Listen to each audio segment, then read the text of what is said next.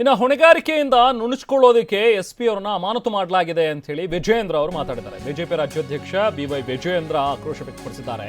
Ballari SP Pavan ನೆಜೂರ್ ಅವರು ಅವಾಗ ತಾನೇ ಅಧಿಕಾರವನ್ನ ಸ್ವೀಕರಿಸಿದ್ರು, ಅವರನ್ನ ಅಮಾನತು ಮಾಡಿದ್ದಾರೆ.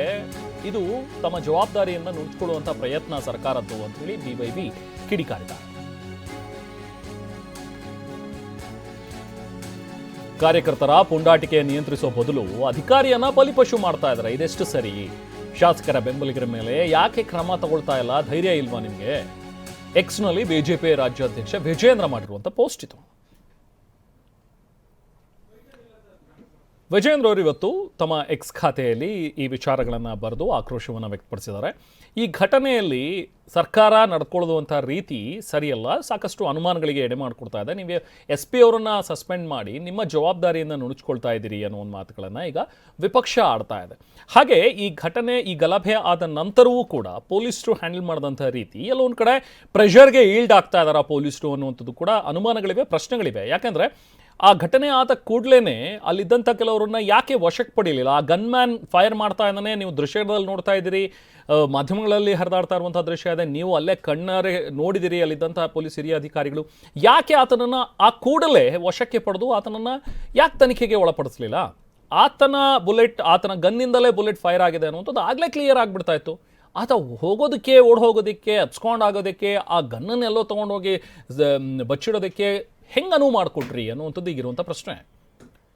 ಅಂದರೆ ಈ ಘಟನೆ ಫಸ್ಟ್ ಆಫ್ ಆಲ್ ನಡೆಯೋ ಒಂದು ಮುಂಚೆ ಅಲ್ಲಿ ಯಾಕೆ ಸೆಕ್ಯೂರಿಟಿಯನ್ನು ಹೆಚ್ಚಾಗಿ ಹಾಕಲಿಲ್ಲ ಅನ್ನುವಂಥದ್ದು ಒಂದು.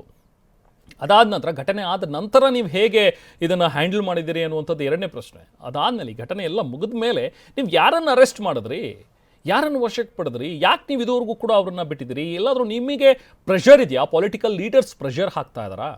ಈ ಪ್ರಶ್ನೆಗಳಿವೆ. ಇದೆಲ್ಲದಕ್ಕೂ ಕೂಡ ಪೊಲೀಸರು ಈಗ ತನಿಖೆಯಿಂದ ಉತ್ತರವನ್ನು ಕೊಡಬೇಕಿದೆ.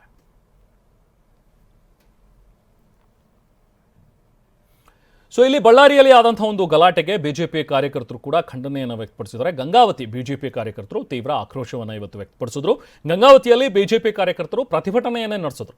ಜನಾರ್ದನ್ ರೆಡ್ಡಿ ಮನೆ ಮುಂದೆ ನಡೆದಂತಹ ಒಂದು ಘಟನೆಗೆ ಆಕ್ರೋಶ ವ್ಯಕ್ತಪಡಿಸಿದ್ರು. ಈ ಕೂಡಲೇ ಭರತ್ ರೆಡ್ಡಿಯನ್ನ ಅರೆಸ್ಟ್ ಮಾಡಬೇಕು ಅನ್ನೋ ಒಂದು ಒತ್ತಾಯವನ್ನು ಮಾಡಿದ್ದಾರೆ. ಸಿಎಂ ಮತ್ತು ಗೃಹ ಸಚಿವರು ಕೂಡಲೇ ಕ್ರಮ ಕೈಗೊಳ್ಳಬೇಕು ಅಂತ ಗಂಗಾವತಿಯಲ್ಲಿ ಮಾಜಿ ಶಾಸಕ ಪರಣ್ಣ ಮುನವಳ್ಳಿ ಮಾತಾಡಿದ್ದಾರೆ.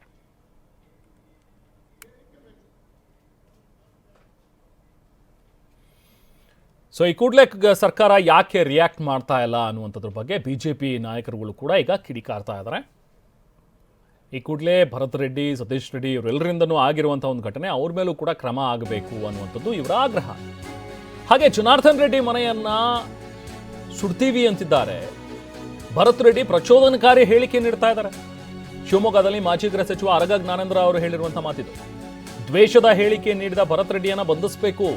ದ್ವೇಷ ಭಾಷಣದ ಬಗ್ಗೆ ಕಾಯ್ದೆ ಜಾರಿಗೆ ತರ್ತೀರಿ ನೀವು. ಸರ್ಕಾರ ಇದನ್ನ ನಿಷೇಧ ಮಾಡಿದೆ ಅಲ್ವಾ, ಕಾಯ್ದೆಯನ್ನು ತಂದಿರುತ್ತಾನೆ. ಆದರೆ ಅವ್ರದೇ ಪಕ್ಷದ ಶಾಸಕರು ಈ ರೀತಿ ದ್ವೇಷದ ಮಾತಾಡ್ತಾ ಇದಾರಲ್ಲ, ಅವ್ರನ್ನ ಬಂಧಿಸಿ ಅಂತ ಆಗ್ರಹಿಸಿದ್ದಾರೆ.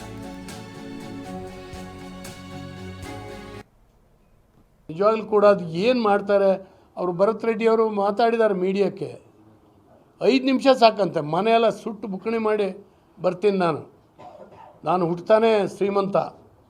ಅಂದರೆ ದುಡ್ಡಿದ್ದು ಶ್ರೀಮಂತರು ಯಾರ ಮನೆ ಬೇಕಾದ್ರೂ ಬೆಂಕಿ ಹಚ್ಬೋದು, ಯಾರ ಮೇಲೆ ಬೇಕಾದ್ರೂ ಗುಂಡಾಕ್ಬೋದು ಅನ್ನುವಂಥ ಒಂದು ಭಾವನೆ ಇವತ್ತು ನಿರ್ಮಾಣ ಆಗಿದೆ. ಅವ್ರನ್ನ ಅರೆಸ್ಟ್ ಮಾಡಬೇಕು ತಕ್ಷಣ ಸರ್ಕಾರ. ಈ ರೀತಿ ಮಾತಾಡ್ತಾರೆ ಮೀಡಿಯಾದಲ್ಲಿದ್ದರೆ ಏನರ್ಥ? ಜನರನ್ನು ಪ್ರವೋಕ್ ಮಾಡ್ತಾ ಇದ್ದಾರೆ. ದ್ವೇಷ ಭಾಷಣದ ಬಗ್ಗೆ ಸರ್ಕಾರ ಬಿಲ್ ತರ್ತದೆ. ದ್ವೇಷ ಭಾಷಣದ ಬಗ್ಗೆ ಇದರಲ್ಲೇ ಇದೆ, ಈಗಾಗಲೇ ಇರುವಂಥ ಕಾಯ್ದೆಗಳಲ್ಲೇ ಅರೆಸ್ಟ್ ಮಾಡಲಿಕ್ಕೆ ಅವಕಾಶ ಇದೆ.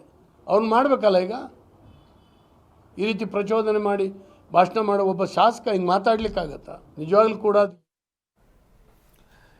ಈಗ ಸ್ಥಳಕ್ಕೆ ಒಂದೊಂದೇ ನಿಯೋಗಗಳು ಭೇಟಿ ಕೊಡುವಂತಹದ್ರ ಬಗ್ಗೆ ಈಗ ಮಾತಾಗ್ತಾ ಇದೆ. ಒಂದ್ ಕಡೆ ಈಗ ಬಳ್ಳಾರಿಯಲ್ಲಿ ಕಾಂಗ್ರೆಸ್ ಕಾರ್ಯಕರ್ತ ರಾಜಶೇಖರ್ ಸಾವಾಗಿದೆ. ಕಾಂಗ್ರೆಸ್ ಸತ್ಯಶೋಧನಾ ನಿಯೋಗ ಬಳ್ಳಾರಿಗೆ ಬಂದಿದೆ. ರಾಜಶೇಖರ್ ರೆಡ್ಡಿ ಮನೆಗೆ ಭೇಟಿಯನ್ನು ಕೊಡುತ್ತೆ ನಿಯೋಗ. ಬಳ್ಳಾರಿಯ ಹುಸೇನ್ ನಗರದಲ್ಲಿರುವಂತಹ ರಾಜಶೇಖರ್ ಅವರ ಮನೆ. ಘಟನೆ ಸಂಬಂಧ ಕುಟುಂಬದವರಿಂದ ಮೊದಲು ಮಾಹಿತಿಯನ್ನು ಪಡ್ಕೊಂಡು ಸತ್ಯಾಂಶಗಳ ಒಂದು ವರದಿಯನ್ನು ಸಿದ್ಧಪಡಿಸಿ ಹೈಕಮಾಂಡ್ಗೆ ಸಲ್ಲಿಕೆ ಮಾಡೋದಕ್ಕೆ ಅವರನ್ನು ಕಳಿಸಿದ್ದಾರೆ. ಈ ಒಂದು ಸತ್ಯಶೋಧನಾ ಸಮಿತಿಯಲ್ಲಿ ಇರುವಂಥವರು HM ರೇವಣ್ಣ ಅವರು, ಹಾಗೆ ಜಯಪ್ರಕಾಶ್ ಹೆಗ್ಡೆ, ಟಿ ರಘುಮೂರ್ತಿ, ಕುಮಾರ್ ನಾಯಕ್, ಬಸನಗೌಡ ಬಾದರ್ಲಿ ಇವರೆಲ್ಲರೂ ಕೂಡ ಇರುವಂಥ ನಿಯೋಗ.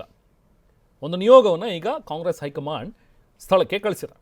ಈಗ ಅವ್ರು ಹೋಗಿ ಮೊದಲು ಅವರ ಮನೆಗೆ ಹೋಗಿ ಸಾಂತ್ವನ ಹೇಳಿ ನಂತರ ಅವರಿಂದ ಮಾಹಿತಿಯನ್ನು ಪಡ್ಕೊಂಡು ಅದಾದ ನಂತರ ಕೆಲವೊಂದಷ್ಟು ಜನ ಅಲ್ಲಿ ಆ ಘಟನೆಯಲ್ಲಿ ಯಾರಿದ್ದರು ಪ್ರತ್ಯಕ್ಷದರ್ಶಿಗಳು ಅವ್ರ ಹತ್ರ ಮಾತಾಡಿ ಎಕ್ಸಾಕ್ಟಾಗಿ ಏನಾಯಿತು, ಗಲಾಟೆ ಎಲ್ಲಿಂದ ಶುರುವಾಯಿತು, ಯಾರು ಸ್ಟಾರ್ಟ್ ಮಾಡಿದ್ದು, ಯಾರು ಬಂದಮೇಲೆ ಆಯಿತು, ಅಥವಾ ಮುಂಚಿನಲ್ಲೇ ಇವ್ರ ಕಡೆಯಿಂದ ಕಲ್ತೂರಾಟ ಆಯಿತಾ ಅಥವಾ ಅವ್ರ ಕಡೆಯಿಂದ ಕಲ್ತೂರಾಟ ಆಯಿತಾ, ಗನ್ ಫೈರ್ ಓಪನ್ ಮಾಡಿದ್ಯಾರು, ಇದೆಲ್ಲದ್ರ ಬಗ್ಗೆನೂ ಕೂಡ ಸತ್ಯಶೋಧನೆಗೆ ಇಳಿದಿರುವಂಥ ಈ ಸಮಿತಿ.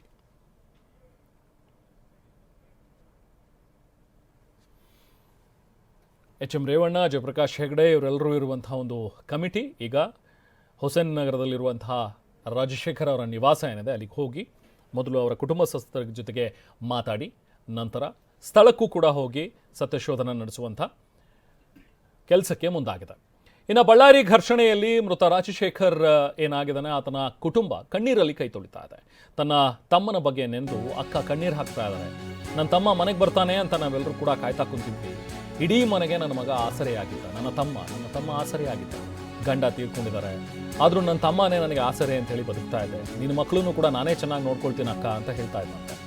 ಸೋಮವಾರ ಅಷ್ಟೇ ಶಬರಿಮಲೆಗೆ ಹೋಗಿದ್ದ. ನಿನಗೆ ಪ್ರಸಾದ ತಂದಿದ್ದೀನಿ, ಬಾ ನಿನಗೆ ಕೊಡ್ತೀನಿ ಅಂತಲೂ ಕೂಡ ಕರೆದಿದ್ದ. ಆದರೆ ಆ ಪ್ರಸಾದ ತೊಗೊಳಕ್ಕೆ ಮುಂಚೆನೇ ಅವನೇ ಹೋಗ್ಬಿಟ್ಟಿದ್ದಾನೆ ಅಂಥೇಳಿ ರಾಜಶೇಖರ್ ಅವರ ಸಹೋದರಿ, ಅವರ ಅಕ್ಕ ಕಣ್ಣೀರು ಹಾಕ್ತಾ ಇದ್ದಾರೆ.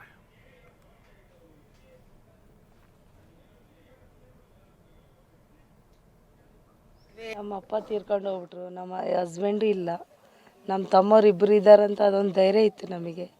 ನಮ್ಮ ತಮ್ಮ ದೊಡ್ಡಾತ, ಮನೆಗೆ ದೊಡ್ಡದಿಕ್ಕ ಅವನೇ. ಅವನು ಇಲ್ದಂಗೆ ಆಗ್ಬಿಟ್ಟ, ನಮಗೆ ಆಧಾರ ಇಲ್ದಂಗೆ ಆಗ್ಬಿಟ್ಟೈತೆ, ದುಡೇರಿ ಇಲ್ದಂಗೆ ಆಗ್ಬಿಟ್ಟೈತೆ. ನಮಗೆ ಸಂಕಟ ಬರ್ತದೆ ಸರ್.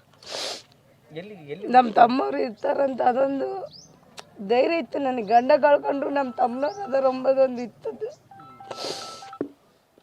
ಇವಾಗ ನಮ್ಮ ತಮ್ಮ ಇಲ್ದಂಗೆ ಆಗ್ಬಿಟ್ಟು ಸರ್.